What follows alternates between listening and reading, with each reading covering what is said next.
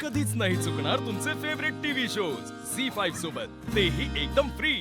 आकाशराव म्हणजे त्याचं काय झालं, आम्ही जाणारच होतो तिच्या बरोबर, पण मग वसूच म्हणाले की बाबांना दगदग होईल, तुम्ही इथेच थांबा, म्हणून मग आणि मग काय झालं की मग त्या गडबडीत ना तुम्हाला सांगायचं राहूनच गेलं आणि मग काय सांगावं काय सांगू नये आम्हाला काही सुचेना आणि मग तुम्ही रागवाल म्हणून आम्ही तुमच्याशी खोटं बोललो की आम्ही वसू बरोबरच आहोत म्हणून। ते बाबा ते माझ्या लक्षात आलंच। बरं मला एक सांगा, वसुंधरा इथे नक्की का आलेत? ते म्हणजे बाबा मला कल्पना आहे त्या इथे कशाला आल्या असतील, मला फक्त कन्फर्म करायचं होतं। त्या इथे लकीलाच भेटायला आल्यात ना? अगदी बरोबर ओळखलेत, पण आकाशराव आमच्यावर विश्वास ठेवा, आम्ही तिला सांगितलं होतं की आकाशरावांना सांगितल्याशिवाय तू काही करू नकोस म्हणून, आणि लकीला एकटं भेटायला जायला आम्ही तिला नकोच म्हटलं होतं, हो की नाही का?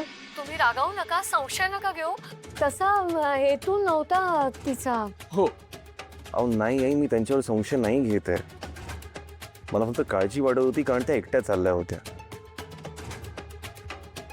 आई त्यांनी मला सांगितलेलं घडलेल्या प्रसंगाबद्दल, मी त्यांना तेव्हाच म्हणालो होतो की तुम्ही नाही जाता त्यांना भेटायला। मी नाही म्हणण्यामागे काहीतरी स्पेसिफिक कारण असेल ना, मला नको आहेत त्या जुन्या गोष्टी, नको आहेत मला लकी हा विषयच नको होता, म्हणून मी त्यांना नाही म्हणालो। नाही तुमचं अगदी बरोबर आहे। मी त्यांना म्हटलं होतं की कोणतीही गोष्ट करताना एकमेकांना विश्वासात घेऊ, आणि त्या इथे एकट्याच लकीला भेटायला आल्यात, त्यांनी मला सांगितलं सुद्धा नाही। तुम्ही तुमच्या कामाच्या व्यापात असता, तुम्हाला इतकी टेन्शन्स आहेत, म्हणून कदाचित त्यांनी तुम्हाला सांगितलं नसेल, पण आता ती तिथे लकीला भेटायला गेले तर तो तिच्याशी कसं वागेल, काय बोलेल, कल्पनेनेच खूप काळजी वाटते हो आम्हाला तिची। नाही आहे, तुम्ही प्लीज काळजी करू नका, मी आहे इथे, मी बघतो काय ते।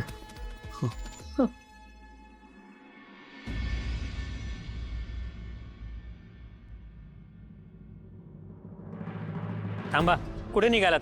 परमिशन आहे का तुमच्याकडे आज जायची? नाही परमिशन नाही आहे, पण माझ्या ओळखीची एक व्यक्ती आत गेली आहे, मी त्यांचीच वाट बघत होतो। हे पहा, लेखी परमिशन शिवाय तुम्हाला आज सोडता येणार नाही, परमिशन घेऊन या। थँक्यू।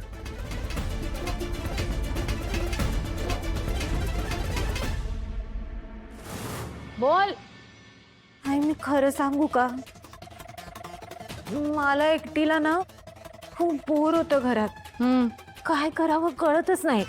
माझ्या मैत्रिणी भेटणार होत्या सगळ्या एकीच्या घरी, मग मला पण जावंसं वाटलं, गप्पा मारायला फक्त, जरा बरं वाटलं असतं ना। सॉरी आई, सॉरी, खरंच चुकलं माझं, मी पण ना वेडीच आहे, तुम्हाला आधीच सगळं खरं सांगायला पाहिजे होतं, तुम्ही माझ्यावर रागवू नका ना, सॉरी सॉरी सॉरी। येडपट आहेस का जरा? मला सांगायचं ना मग आधीच। एक काम कर, तुझ्या सगळ्या मैत्रिणींना आपल्या घरी बोलव, मी करते सगळी तयारी, मग बघू तू कशी बोर होती असते। बोलो बोलो, सगळ्यांना बोलव। अहो मी काय,